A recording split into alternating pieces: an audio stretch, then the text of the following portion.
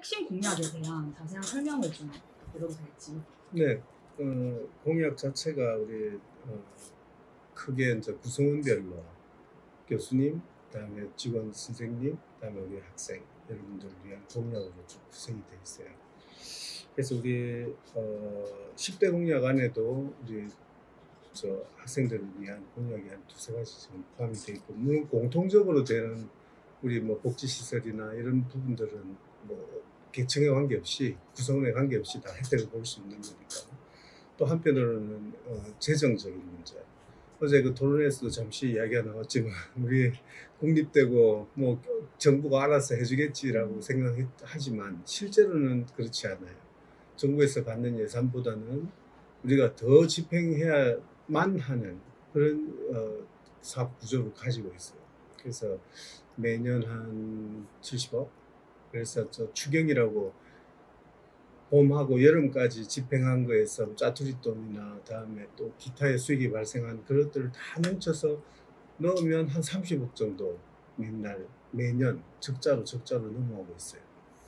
그래서 이제 이런 부분들을 우리가 이제 앞으로는 개선을 시켜야 될 거고, 그래서 재정 확보나 뭐 이런 부분들도 공약의 주요 공약으로 들어있고요. 일단은 학생 복지 시설 관련해서 식당이 코로나를 거치면서 거의 다 없어지고, 지금 점심시간에 가면 뭐 줄이 어마어마하게 길잖아요. 이제 그런 키오스크 부분도 좀 더 느리고, 또 무엇보다도 우리 식당의 수준을 좀 우리 이 정도 규모의 우리 대학의 수준으로는 좀 맞지 않다. 그래서 그런 부분도 이제 물론 우리 학생회관 자체가 새롭게 준공이 될 예정이기 때문에 그때까지 기다릴 건지, 안 그러면 시설 투자를 해서 당장 바꿀 건지, 그건 좀 고민을 해봐야 될 문제라고 생각합니다. 어쨌든 식당 개선이 돼야 되고, 또 우리 천원의 아침, 그다음에 시험 기간 중에는 좀 할인도 우리 학교 대학 재정이 없음에도 불구하고 우리 학생 여러분들을 위해서 메뉴의 질은 높이고 가격은 좀 다운시키는 시험 기간만이라도 뭐 그런 부분에 대해서 고민을 하고 있고요. 공약에 포함되어 있고, 또 나아가서는 우리 지금 학내 와이파이의 사정이 썩 좋지를 못해요. 끊어졌다가 붙었다가 반복도 하고 품질이 별로거든요. 그래서 그런 부분도 좀 품질 개선을 해서, 그 KT가 지금 우리 쪽에 서비스를 담당하고 있는데 그쪽하고도 좀 긴밀하게 협의를 해서 품질 개선에 나설 거고, 또 한편으로는 지금 우리 시험 기간 중에 우리 학생 여러분들은 당연히 좀 좋은 환경에서 다 같이 모여서 공부하고 그래야지 서로 경쟁도 돼서 더 열심히 할 수 있지 않습니까? 그래서 그런 측면에서 리모델링이 청원관에 됐잖아요. 그 리모델링 된 거기를 엄청 제한적으로 지금 오픈하고 있거든요. 그래서 이제 시험 기간 동안만이라도 이걸 좀 24시 오픈해서, 물론 뭐 좀 손도 많이 가고 또 인력이 또 투입돼야 되고 뭐 여러 가지 제반 문제들이 따르겠지만, 또 학생 여러분들을 위해서는 당연히 그것도 필요하다 말씀드렸지만, 우리 그 학생회관에 대한 조기 착공, 학생회관이 번듯하게 타 대학에 있는 학생들이 와도 여기 괜찮네, 멋지네, 현대적이네, 이렇게 될 수 있는, 그러다 보면 경성대 학생들도 올 수 있고 동명대 학생들도 오고 뭐 이런 좀 위에 자랑거리인 학생회관이 있어야 된다. 다음으로 교육부의 가장 화두에 오르고 있는 최근 사업으로는 교육부의 융복합 교육 정책이 있을 것 같은데요. 최근 우리 대학교는 2025년도 입시부터 무전공제를 실시하기도 합니다. 우리 대학교가 종합대학으로서 어떤 방향으로 나아갈 수 있을지에 대한 부모님의 생각이 듣고 싶습니다. 네, 그 입학제 시행은 이제 학령 인구가 감소하니까 우리가 학제 간의, 그러니까 학문 간의 벽도 허물고, 그다음에 전공 간의 벽도 허물고, 그다음에 그러니까 학과 간, 전공학과, 단과대학 간의 벽을 허물어서 다르게 표현하면 학생이 선택권을, 수업에 대한 자기가 듣는 교과목에 대한 선택권을 좀 가져가자는 게 취지입니다. 그러면 고등학교를 졸업하고 대학에 입학을 해서 과연 A 학생이 대학 시스템에 대해서 정확하게 이해하고 있고 자기의 진로에 대해서 정확하게 판단하고 있으면서 특정 취업을, 특정의 진로 이르는 그 교과목들을 자기가 어떻게 알아서 선택을 하겠어요. 그러려면 당연히 또 대학에서 그거를 지원해 줄 수 있는, 도와줄 수 있는 기관이 필요하고, 그래서 제가 이름 붙이기로는 무중공 입학생 길라잡이 센터라는 것들을 만들고, 거기 내에서 하는 기능은 이런 거예요. 교육 어드바이저 이런 제도를 도입을 해서 A 학생이 어떤 B 분야에 대해서 난 취업에 관심이 있다. 그러면 1학년 때는 이런 과목, 2학년 때는 이런 과목, 3학년 때는 이런 과목. 그 중에서 베리에이션은 이렇게 가져갈 수 있다. 그걸 하기 위해서는 이 길라잡이에서 계시는 어드바이저, 코디를 하는 분들이, 어드바이징을 하는 분들이 학내 시스템에 대해서 잘 알고 있어야 되고, 또 나아가서는 그 분야의 전문성까지 가지고 있어야 돼요. 예를 들어서 그러려면 공학 계열로 가든지, 또 뭐 의학 계열이나 또 뭐 인문 사회 계열이나 뭔가 이렇게 크게 분야를 나눠서 거기에 해당된, 또 현업에 있다가도 그런 분들을 초청을 해서 직장 생활 하는 분들을 초청을 해서 또 학교에서 그런 일을 할 수 있게끔 만드는 것도 방법이라고 생각합니다. 네, 무전공 입학생 길라잡이와 같은 방안에 대해서 잘 말씀을 해주셨는데 우리가 그럼에도 이제 무전공제 도입에 대한 우려에 대해서 이야기를 안 해볼 수가 없을 것 같은데요. 무전공제가 전공 선택을 1년 유예하는 제도일 뿐이다. 또 무전공제 입학생을 관리하기 위한 단과대학 행정력이 부족하진 않나라는 우려에 대해서는 어떻게 생각하시는지 또 여쭤보고 싶습니다. 네, 결국은 그 대학 본부와 다음에 단과대학이 그 무전공 입학생을 위한 길라잡이 센터 이런 것들을 잘 이렇게, 그것도 뭐 예산이 수반되는 일이겠지만 그런 조직을 잘 활용하고, 또 단계별 특성들이 다 있기 때문에 그런 다음에 어드바이저들을 제대로 적정한 임금을 주고 잘 고용을 해서 그런 분들이 거의 미국 같은 경우에는 24시간 학생 한 명에 대해서 기록도 가지고 있고, 과거에 뭘 했고 어떤 상담을 했고 어떻게 어드바이징을 했고 히스토리가 다 있기 때문에 그런 걸 참조해서 또 이렇게 지속적으로 어드바이징이 되는 겁니다. 그래서 이런 부분들이 시행이 되고 활성화가 되면, 지금 내년에 당장 우리 900명의 그 새내기들이 들어오잖아요. 문이과 구별 없이 들어오는 300명, 그다음에 각 단대별로 해서 600명의 우리 그 신입생들이 들어오는데, 빠른 시간 내에 이 제도를 도입하고, 그다음에 이 제도를 빨리 정착시켜서 학생들이 혼돈이 안 되도록, 무전공 입학생은 1년을 전공 선택에 유예를 받는다라고 접근하는 것보다는 오히려 양년에 진학을 할 때 만약에 본인이 원하는 학과에 진학이 안 되는 경우에 중도 탈락을 할 확률이 매우 높아요. 반수가 아니라 1년 지난 재수를 할 확률들이 각 대학마다 다 생겨요. 더더군다나 지금은 고등교육법 시행령이 바뀌어서 편입학이 되게 자유롭거든요. 학교를 옮길 수 있는, 전과는 뭐 기본이고 학교 자체를 옮길 수 있는 게 많기 때문에 결국은 우리 학교에서 탈락을 한 사람들이 어디론가 본인이 원하는 또 다른 대학으로 옮겨갈 수 있는 가능성이 매우 높습니다. 그래서 결국은 위에서부터 아래로 이렇게 내려갈 수 있는 그런 상황이 발생하니까 우리의 중도 탈락률은 우리가 지켜내고, 또 내려오는 학생들도 받고, 뭐 이런 좀 제도적인 장치들이 잘 마련이 돼 있어야 된다라는 게 포인트입니다. 네, 지방들이 다 소멸화가 되고 있는 현실에서 저희 대학은 지방대학에 포함이 되기 때문에 이제 위기를 겪고 있는 것이 현실이라고 할 수 있습니다. 그렇다면 이런 상황에서 저희 학교가 조금 더 강화해야 될 점이 뭐라고 생각하시는지 궁금합니다. 결국은 우리 부경대 같은 경우에는 부산시하고의 매우 긴밀한 연계, 공조가 필요하다. 왜냐하면 교육 분야도 별개 뭐 무슨 관계가 있느냐 하겠지만 부산시하고 매우 관계가 많습니다. 왜냐하면 부산에서는 우리도 학생 수가 줄어서 위기라고 하지만 궁극적으로는 부산시의 인구 자체가 줄고 있어요. 340만이 2040년이 되면, 현재 340만이 2040년이 되면 240만 원, 320만이 240만으로 3분의 1 정도가 없어요. 그렇게 되면 이런 자리는 많은데 사람이 없어서 구인난에 엄청 빠지게 돼 있어요.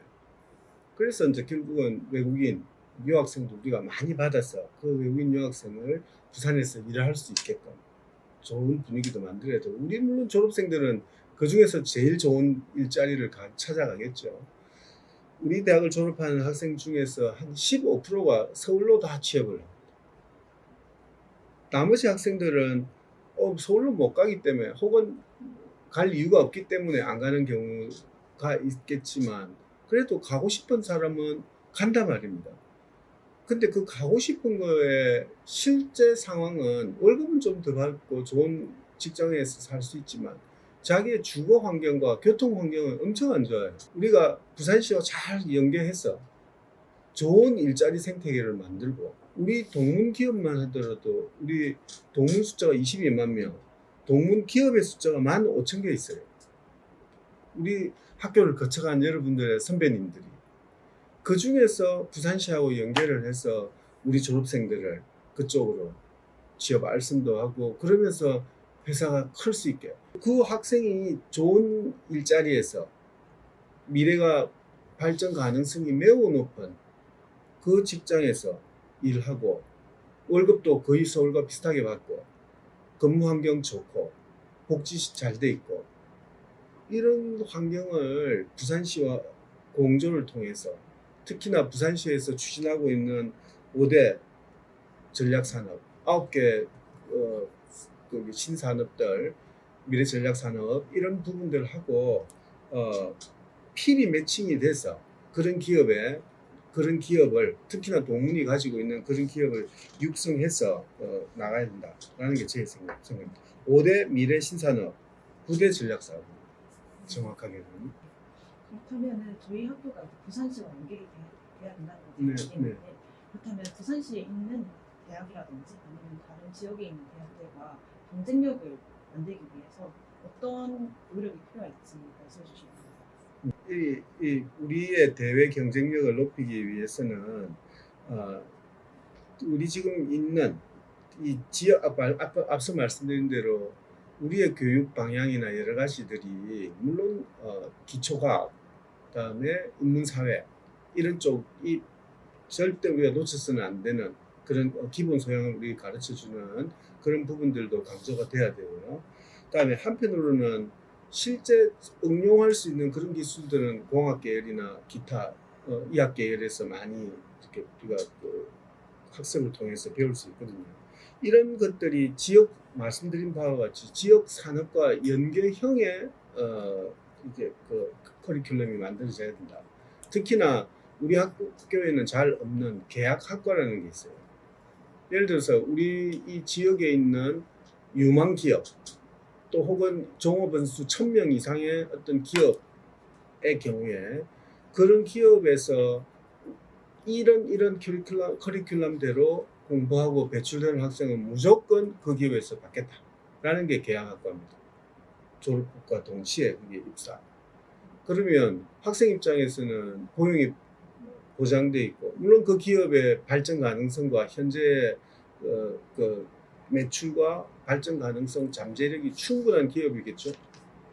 그런 기업하고 이렇게 계약학과가 만들어지면 충분한 그 일자리 측면에서는 엄청 안정적인 그런 부분들도 같이 지역사회와 연계해서 같이 이렇게 만들어 볼 생각입니다. 그렇다면 아까 앞에서도 살짝 말해주시긴 하셨는데, 저희 대학교가 지역사회와 어떻게 상생할지에 대해서 조금 더 구체적으로 말씀해 주시면 될 것 같습니다. 지역사회하고 협업을 하는 거는, 우리가 일단은 이 지역 자체에서 우리의 확실한 자리매김을 해야 된다. 앞으로의 대학은 과거에는 교육, 연구만 해서 그냥 그 기능을 다 했다라고 그냥 졸업생 배출하면 끝이었는데, 교육, 연구 플러스 사회에 대한 기여 부분이 있어요. 지역 사회와 함께하는. 그래서 우리가 가지고 있는 이 인프라들, 우리 인프라라는 게 그 결국 교육을 위한 인프라와 그다음에 그 인적 인프라, 우리 교수님들과 여러분들 같은 그래서 이제 이런 부분들이 이 지역 사회를 위해서 확실한 연결고리를 가지게끔 대학 본부가 이끌어내고 그걸 바탕으로 해서 지역에서 우리 자리매김을 확실히 하게 되면 결국은 글로벌로 나가서 부경대 하면 명확하게 좋은 입지적인 조건, 지리적인 조건하고 플러스 교육 인프라가 확실하더라.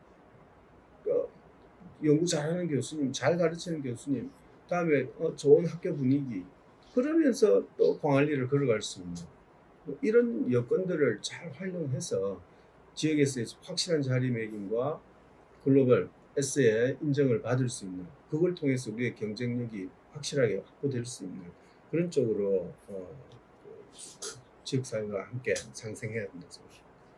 네, 다음은 이제 공개 토론회에서도 이야기가 많이 오갔던 글로컬 대학 30 사업 관련된 내용인데요.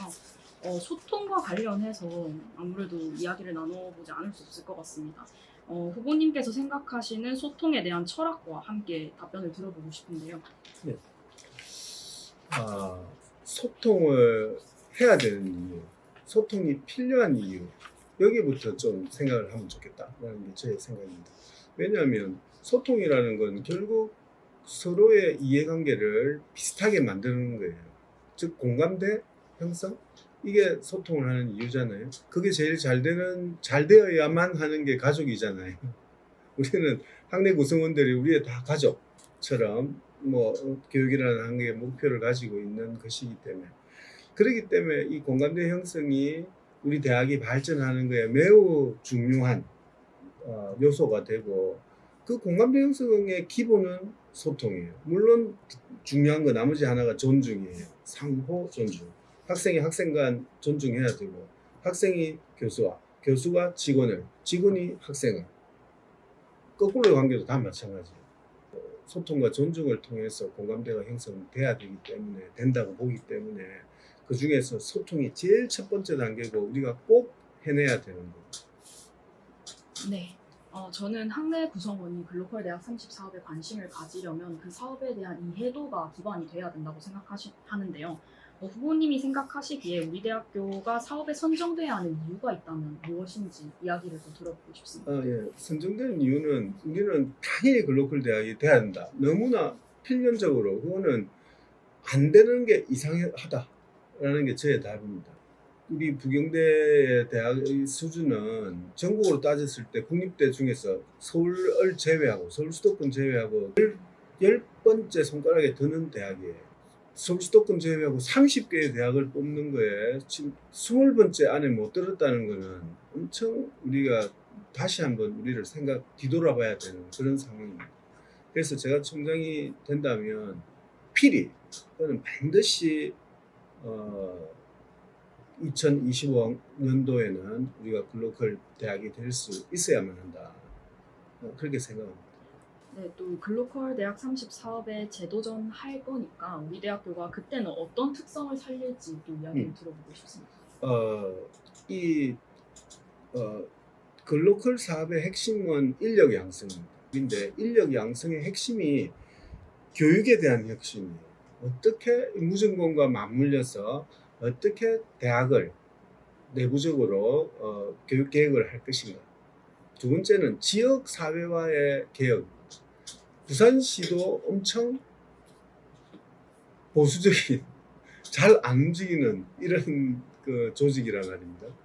그다음에 이제 부산시에서 왜 중요한 거면 일자리의 생태계를 대학이 아무리 만들려고 해도 안 돼요. 그래서 지역 사회에 대한 혁신을 대학이 도와서 해야 됩니다. 예를 들어 이런 겁니다. 우리가 교수님이나 다음에 대학 본부가 부산시를 찾아가서 이런 연구를 우리가 지금 하고 있고 세계적으로도 이런 게 추세고 우리 부산이 하면 잘할 수 있고 특히나 부경대가 하면 잘할 수 있습니다라는 걸 어필해야 돼요. 그걸 통해서 그런가요? 라고 하고 그러면 그런 쪽에 관계되어 있는 기업들을 소개를 이렇게 알려주세요. 하고 그런 기업하고 미팅을 통해서 그런 기업이 사업화시켜서 사업을 해나가는 거에 필요한 세제 혜택 세금을 어떻게 해주고 그다음에 인허가를 어떻게 해주고 뭐 이런 부분들이에요. 네, 사실 학내 구성원은 이제 사업 방법과 더불어서 신청 방식에 대한 관심도 굉장히 클 것 같은데요. 교수님께서는 이제 통합 방식을 끝까지 계속 밀고 가실 건지 개인적인 의견이 궁금합니다. 통합은 정부 방침에 따르면 1도 1국립대의 원칙을 따르자면 통합을 하는 것이 맞고요. 근데 2024년 올해 글로컬 사업에 예비 선정된 15개 대학을 보면 단독이 3개 대학이 있습니다. 그래서 꼭 통합만이 우리가 그 글로컬에 선정되기 위한 방법은 아니다라고 판단을 하고 있고요. 만약에 통합을 한다면 뭐 지리적으로 제일 가까운 해양대학하고 다시 통합에 대한 논의를 해야 될 테고 또 장기적인 관점에서 보면 또 1도 1국립대를 따르면 부산대학하고의 통합도 또 이뤄내야 되는데 그건 아마 시간이 좀 걸리지 않을까 생각합니다. 또 부산대학하고의 관계에서는 우리가 그 미국에 있는 UC 계열의 대학처럼 그런 느슨한 관계에 각각의 총장은 있으면서 지금 하고 있는 공유 기반 대학 이런 것처럼 강의를 서로 이렇게 교차해서 배울 수도 있고 뭐 이렇게 가는 방법 또 혹은 파리처럼 파리 1대학, 2대학, 3대학, 4대학처럼 분야별로 특성을 확실히 내서 학내 구성원들 의견도 잘 수렴해야 되고 그다음에 명확한 방침을 정한 다음에 그 통합에 대해서는 다루어져야 될 문제라고 생각합니다. 네, 부경 언론사는 지난 1월 장영수 당시 총장 간의 간담을 진행하면서 질의응답 및 건의사항을 이야기하는 시간을 가졌습니다. 부경 언론사와의 적극적인 소통을 위해 주기적인 간담회를 가지실 생각이 있는지 여쭤보고 싶습니다. 당연히 제가 말씀드린 대로 소통은 가장 기본이 돼야 되고 그 간담회를 정례화시켜서 해야 되거든요. 1년에 최소 2번 1학기, 2학기로 나눠서 2번을 해서 학교가 가는 방향, 그다음에 성과, 그다음에 조금 부족했던 부분에 대한 또 우리 자기 스스로의 반성도 필요하거든요. 왜냐하면 우리 같이 이렇게 시스템화된 큰 조직이 항상 좋은 일만 있고 이렇게 잘 되는 건 없어요. 예를 들어서 글로컬 사업이 1차 년도 안 됐을 때 왜 안 됐는가에 대해서 좀 면밀한 분석이 필요했고 그게 잘 반영이 됐으면 2차 년도에 됐을 텐데 그런 과정들이 좀 미약했었습니다.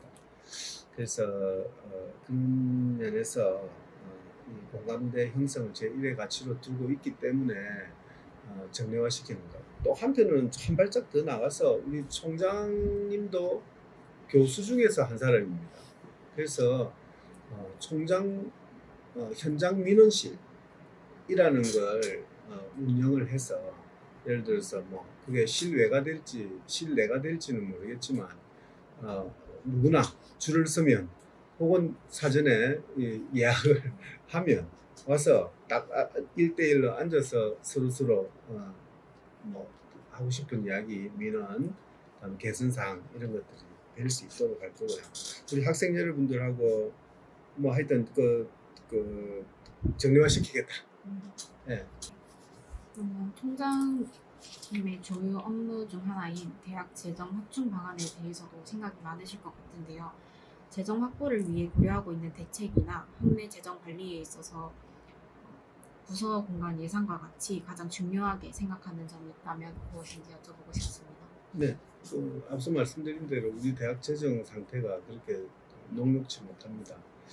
그래서 그 삼성전자만 하더라도 우리나라에서 제일 잘 나가는 기업인데 조금의 위기만 있고 조금의 환율 변화만 있으면 비상경영 상태를 선포를 해요.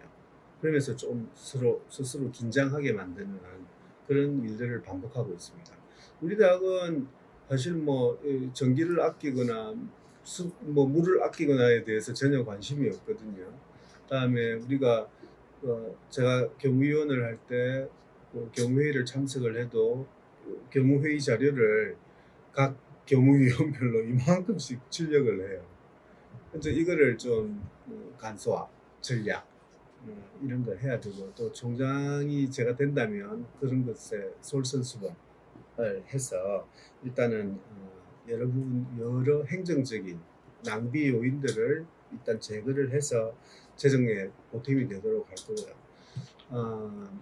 우리의 대학은 교육부에서 오는 대학도 있지만 우리가 스스로 노력에 의해서 확보할 수 있는 예산도 있습니다. 그게 이제 산학협력단이라고 거기에 교수님들이 프로젝트를 따오면 거기에 23%를 간접비로 떼요. 그 23% 중에서의 반을 산학협력단에서 집행을 하게 됩니다. 예를 들어서 여러분들을 해외로 인턴십을 보낸다 할 때도 그 예산이 이렇게 만들어져서 나가는 거거든요. 보조가 돼서. 그래서 이제 그런 산학협력단의 기능을 더 강화시키고 교수님들이 보다 많은 프로젝트를 따실 수 있는 환경을 만들어서 그쪽 재정을 더 키우면 아무래도 우리가 여러분들한테 돌아가는 혜택이 개인별 교육비 자체가 좀 증가할 것 같고요. 나머지 하나는 발전기금입니다. 앞서 말씀드린 대로 22만 동문에 15,000개의 기업이 있습니다. 그 기업에 대한 적극적인 지원과 다음에 우리들이 하고 있는 일에 대한 연구에 대한 소개와 이런 교류 등을 통해서 학교를 떠난 졸업생들이 학교에 기여할 수 있는 여러 가지의 장치들을 만들고 싶어요. 학생 여러분들하고 간담회를 정례화 시키듯이 우리 졸업생 동문들과의 교류도 정례화 시켜서 간담회 형식이 됐던 우리의 세미나 형식이 됐던 우리가 하고 있는 것에 대한 소개, 그다음에 또 기업이 하고 있는 것에 대한 이해 이런 부분들이 상호 투웨이로 이루어질 수 있도록 하겠습니다. 그러다 보면 발전기금이 점점 늘어나면 또 그만큼의 혜택이 여러분들의 복지로 또 여러분들의 교육에 반영이 될 수 있다라고 이해하시면 되겠습니다. 다음 질문으로는 현재 우리 대학교는 정부가 인정한 외국인 유학생 관리 우수 대학인데요. 이때까지 진행됐던 교환학생 프로그램 외에 새로운 유형의 교환학생 프로그램을 도입하실 계획이 있다면 그 내용이 어떻게 되는지 궁금합니다. 네, 그 제안해 주신 단기학 연수, 장기 교환학생, 그다음에 가상, 벌추얼로 이렇게 줌이나 이런 것 등등을 통해서 내가 저쪽 수업에도 참여하고 이런 부분에 대한 것들은 당연히 제가 수용을 해서 추진을 하겠습니다. 추가로 그 해외 기업하고 연계한 인턴십, 예를 들어서 우리가 그 호주 지역이나 이런데 그 일하러 가서 베케이션을 보내고 하는 그런 일들이 있었지 않습니까? 한때 되게 유행을 했었는데 그런 것보다는 좀 우리 학교가 알선을 해서 해외 기업에 곧바로 들어가서 거기서 일하면서 배울 수 있는 실무의 인턴십을 대부분의 경우는 국내에서 추진하고 있는데 이걸 해외까지 돌려서 당연히 안전한 곳이어야 되겠죠. 그런 곳에 여러분들의 경험의 폭을 넓힐 수 있도록 하겠습니다. 그렇다면 새로운 교환 프로그램을 목표로 하시는 것이 있다면 그 국가는 어느 곳이며 이유는 무엇인지 알고 싶습니다. 제 생각으로는 새로운 프로그램의 그 대상 국가를 한정 짓는 것은 좀 안 된다고 생각을 합니다. 왜냐하면 여러분들의 그 관심의 범위를 제한하는 거는 별로 적절치 못하다. 그래서 우선은 그 대상국을 한정 짓지 않고 또 어떻게 보면 비용적인 측면도 있으니까 우리가 쉽게 갈 수 있고 빨리 시행할 수 있는 그런 나라들, 예를 들어서 예를 들자면 일본부터 시작을 하고 또 나아가서는 지리적으로 먼 곳, 그러면서 가서 확실한 경험을 할 수 있는 것. 제가 학장을 할 시절에 크로아티아라는 나라로 그 단기 연수 프로그램을 간 적이 있어요. 그 크로아티아라는 나라를 우리가 잘 모르는데 유럽 지역의 그 그리스를 마주 보고 있는 나라가 크로아티아인데 그쪽에서 그 AI 관련해서 또 반도체 관련해서 되게 기술들이 좋은 기술들을 많이 가지고 있어요. 그래서 그쪽에 있는 대학하고 연계를 해서 우리가 그 여름 방학 중에 6주간 학생들 한 10명 정도가 그쪽 대학에 가서 그 배우고 돌아온 적이 있습니다. 반응도 좋고 이런 식으로 우리가 좀 괜찮은 해외 대학들, 그다음에 잘하고 있는 특성화가 잘 돼 있는 그런 대학들하고의 긴밀한 관계를 만들어서 우선은 뭐 가깝고 이렇게 안전한 곳 중심으로 가지만 나중에는 좀 더 폭넓게 지역에 구애 없이 갈 수 있도록 확대하도록 하겠습니다. 그렇다면 유학생 모집을 위해 타국의 우리 대학교를 홍보하는 과정에서 제시할 수 있는 강점으로는 무엇이 있는지 그 국제화 전략이 궁금합니다. 네, 아까 말씀드린 대로 우리의 그 지리적 인프라, 인적 인프라, 그다음에 교육 인프라 이런 인프라를 적극적으로 홍보를 해야 되겠죠. 우리 교수님 수준이나 그다음에 우리 지리적으로 광안리가 이렇게 가까이에 있는 그다음에 우리의 이 상권, 대학 상권이 전국 1위입니다. 그래서 이런 부분들을 잘 활용하면 해외에서도 그다음에 국내에서도 특히나 우리 계절학기를 할 경우에 예를 들자면 기초화학과 서핑이라는 과목이 개설이 됐다 하면 시작하면 바로 탁 없어질 거예요. 왜? 서울에서도 내려오면 우리 기숙사에서 잘 수 있다가 된다면 그런 것들을 또 우리가 많이 준비해서 우리의 그 수익형 사업을 연결시키고 우리의 재원을 확보하는 길에 활용도 되고 또 그러면서 우리의 그 학교를 알리는 국내에 알리는 다음 해외에 알리는 그런 기회였으면 좋겠습니다. 공통 질문 중에는 마지막 질문인데요. 전 후보님께서 생각하시는 저희 대학교의 미래 비전이 어떤 것인지 그리고 어떻게 나아가고 있다고 보시는지 그 점에 대해서 조금 더 설명해 주시면 좋겠습니다. 네, 우리의 그 비전은 너무 이 질문을 보고 제가 깜짝 놀랐는데 우리 교수님들 어떤 분들도 단기에 5년 이내에 우리가 어느 방향으로 어떻게 간다를 알고 있는 분들이 안 계세요.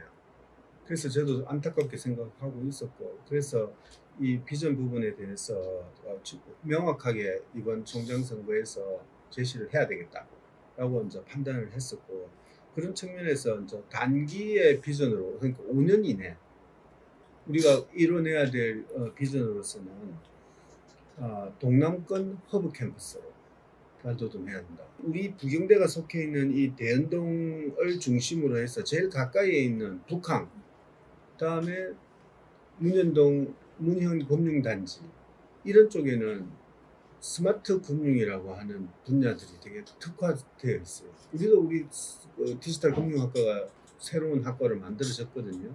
만든 지 지금 1년이 넘었는데 조금 더 멀리 가면 가덕도 신공항이 있잖아요. 가덕 신공항에는 스마트 물류를 할 수 있는 곳이에요. 다음에 에코델타 시티라고 강서 지역 있잖아요. 김해 있는 쪽에 명지 이런 쪽에 에코델타 시티는 스마트 시티를 우리가 잘 구현할 수 있게 준비되고 있는 곳이에요. 동쪽으로 와서 우리 학교 위쪽으로 기장 오시리아 지역은 해양 바이오, 관광 이런 쪽으로 매우 특화가 잘 돼 있고 그게 관심들이 많아요. 우리 대학은 그 중심에 있으면서 어떤 것들에 대해서도 다 관여하고 기여할 수 있어요. 여러분들과 우리 교수님들이. 그래서 이런 전체를 우리 부산을 중심으로 해서 전 산업 분야를 아우를 수 있는 그런 역할을 우리 대학이 필히 수행을 해야 됩니다. 그게 5년 내에 달성해야 될 동남권에서의 허브 캠퍼스로 가야 된다. 왜? 그쪽 산업군에서 문제가 있을 때 뭔가 질문이 있을 때 우리 대학을 와서 해결이 돼야 되는 혹은 우리 대학의 인재가 배출돼서 그쪽 일을 다 하는 그런 허브를 말하는 겁니다. 그런 허브 캠퍼스가 우리가 이루어져야 되고 10년 이내 장기 비전은 글로벌 허브 캠으로 가야 됩니다. 한국에 나 유학 갈까? 하면 부경대 가야지로 통해야 됩니다. 앞서 말씀드린 대로 교육, 인적, 지리적 입지로서는 최고 거기 가면 공부도 열심히 잘 배울 수 있지만 노는 것도 충분히 맛있는 것도 충분히 잘 먹을 수 있다. 판이 넘치는 곳, 뭐 좋잖아요. 그래서 필히 우리가 지금 준비하고 있는 것들을 잘 수행해 나가고 그다음에 지속 가능한 대학이 된 다음에 한 단계 더 점프해서 글로벌로 도약할 수 있는 그런 대학이 되면 좋겠습니다. 네. 추가적으로 여쭤보고 싶은 사항들이 있는데요. 산업협력단에 대해서 계속해서 강조를 해주셨는데 용당 캠퍼스와 관련해서 기업 유치를 도울 수 있는 방안에 대해 좀 제시해 줄 수 있을지 여쭙고 싶습니다. 네, 그 기업 유치는 무작정 기업을 유치해서는 절대 안 됩니다. 왜냐하면 기업이 들어와서 그 기업이 뭐 하는지 어떤 일을 하는지 전혀 모르고 그 기업의 가치가 어떤지 어떻게 발전하는지를 관심 없는 유치는 아무 필요가 없어요. 기업을 유치해서 그 혜택을 기업도 봐야 돼요. 무슨 말인가 하면 어떤 기업이 유치가 될 때 그 기업에 관계하는 학과 또는 교수님이 계셔야 돼요. 그래서 지속적으로 혹은 그 학관에 두세 분의 교수님 또는 한 분의 교수님이 그 뒤에는 항상 대학원생이나 우리 학부생들이 참여하잖아요. 그 일에. 그렇게 돼야지 입주 기업이 뭘 하는지 알고 있고 그다음에 그 기업의 발전에 같이 협업 관계가 돼야 돼요. 그래야지 무작정 그냥 막 들여서는 안 된다. 그래서 입주 기업을 선정할 때도 모집 공고를 내서 알아서 들어오세요가 아니라 다 가급적 우리 동문 기업을 활용하고 같이 인큐베이팅 해야 되니까. 그렇죠? 그렇지 꼭 동문 기업이 아니더라도 미래가 우리 신산업 부산시가 육성하는 신산업 분야에도 맞고 전략산업에도 맞으면 그런 부분들에 대해서 우리 대학에 있는 소속 학과하고 매칭을 시켜서 그렇게 해서 들어갈 수 있게끔 연계된 기업 입주를 추진해야 된다. 그게 제 기본 철학입니다. 네. 또 여쭙고 싶은 게 하나 더 있었는데요. 아무래도 국립인 우리 대학교는 매년 등록금을 동결하는 방향으로 가고 있습니다. 네, 그래서 유학생이나 대학원생의 등록금을 상향하는 방향으로도 가고 있는데요. 그렇기 때문에라도 글로벌 허브 캠퍼스를 만들어서 재정 확충 방안으로 좀 사용을 해야 된다라고 저는 이해를 했는데요. 글로벌 허브 캠퍼스를 만들기 위한 방안은 있는지 또 여쭤보고 싶습니다. 네, 지금 아까 금방 이야기한 용당 지역에 대해서 용당 캠퍼스에 대해서 글로벌 미래대학이라는 외국인 중심의 단과대학을 설립하려고 하고 있어요. 지금 우리 대학에 1,700명의 외국인 학생들이 있습니다. 그 중에 한 800명 정도는 어학당, 800명, 나머지 800명, 900명 정도는 그냥 각 학과에 흩어져 있어요. 글로벌 자율전공 그 파트에도 있고, MOT라고 과학기술경영대학 이런 쪽에 이제 주로 집중해 있고 일반 학과에는 그렇게 많지는 않습니다. 그런 부분들을 단과대학화 시켜서 그다음에 그거에 단과대학의 본부를 용당으로 그래서 그 용당에서는 영어가 통할 수 있게끔 식당, 도서관, 그다음에 운동 체육시설 이런 쪽에서 영어가 가능하게끔 하는 그렇게 운영을 해서 유학생들을 좀 더 체계적으로 관리하고 그다음에 그 유학생들에게 좀 더 좋은 교육을 할 수 있게끔 어학당만 하더라도 지금 1호관이라고 본관 뒤쪽 건물에서 다 수업이 이루어지거든요. 근데 그 수업 환경이라는 게 엄청 열악합니다. 1층이기 때문에 다음에 본관 뒤쪽에 있기 때문에 늘 어두침침하고 강의실도 협소하고 이런 상태거든요.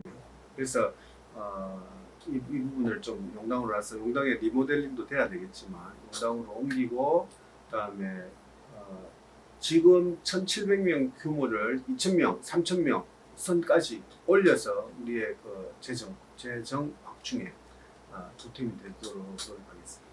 네, 교원으로서 상당히 긴 시간을 우리 대학교에 몸담고 계셨는데요. 그간의 우리 대학교의 과거와 현재를 보자면 어떤 와중인지 또 이야기 들어보고 싶습니다. 네, 우리 대학은 96년도에 통합이 되면서 또 여러 그 당시의 교수님들, 직원 선생님들, 그다음에 그 당시에 또 우리 학생들이 다 합심이 잘 돼서 지속 가능한 발전이 이루어지고 있습니다. 우리 학교는 절대 이 기조대로만 나간다면 큰 무리 없이 지속 가능한 대학이 틀림없이 될 거고요. 그 틀 속에서 어떻게 하면 지속 가능성을 한 단계 도약시킬 수 있는가를 고민을 해야 될 때라고 생각합니다. 특히나 우리 앞에 놓여져 있는 장벽들, 글로컬 문제, 대학 통합의 문제, 다음에 우주공입학제라는 세 가지 파도가 지금 밀려오고 있습니다. 위기라고 생각하지만 그 위기를 극복 잘하면 제가 말씀드린 이 지속 가능성에서부터 한 단계 도약으로 가지 않을까. 저 같은 경우에는 학교에 오기 전에 정부 출연 연구원이라고 하는 곳에서 7년간 근무했습니다. 우리나라를 대표해서 해외